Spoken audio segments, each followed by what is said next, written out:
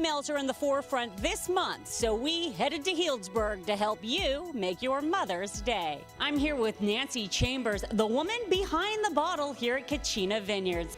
Well, I actually make the Chardonnay, and my husband Greg does all the reds.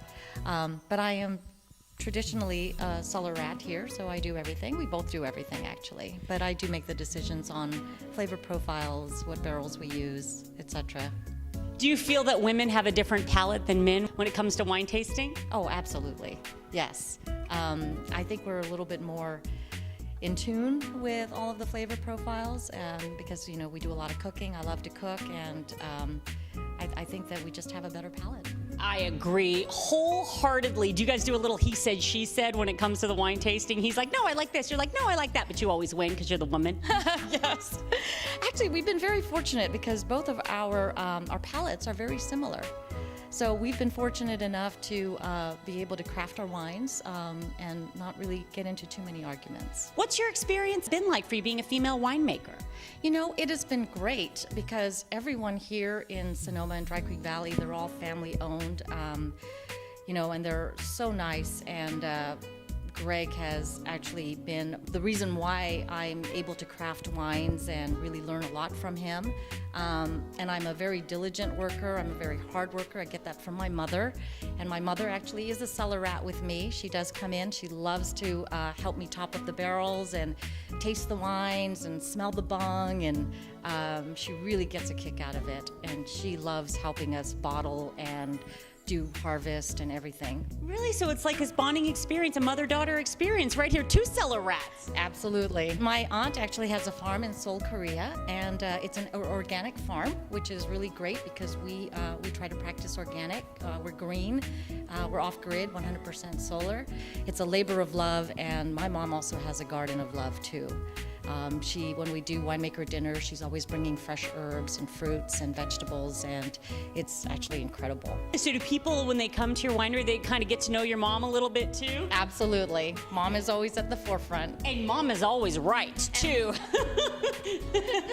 I should ask you, do you ever get any arguments with your mom about the wine? Oh, always.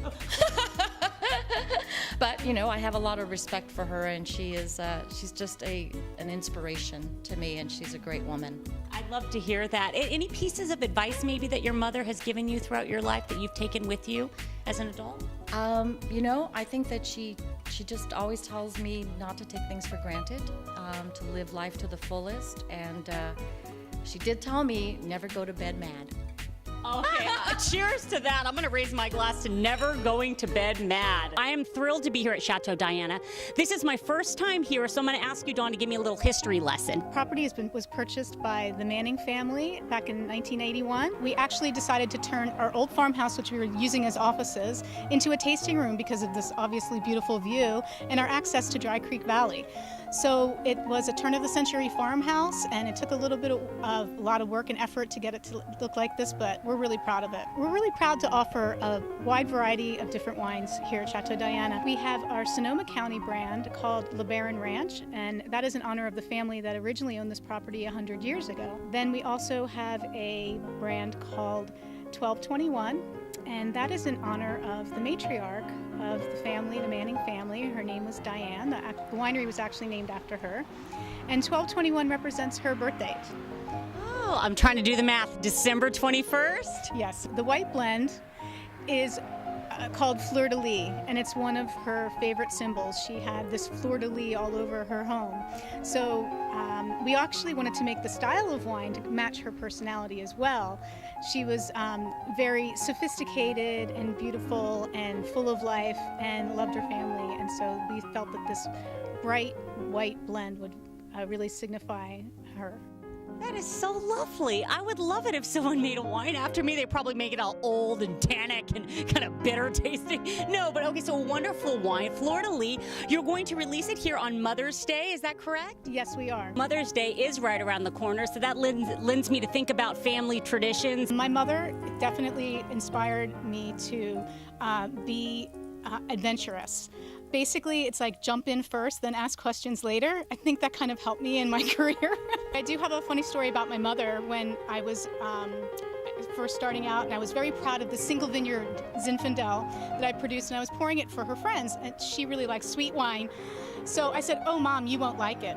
Mind you, this was Friday afternoon, and the tasting room was very full, and she put it to her lips, and she made this scrunched up face, and she's like, "Oh, Dawn, why couldn't you make donuts?"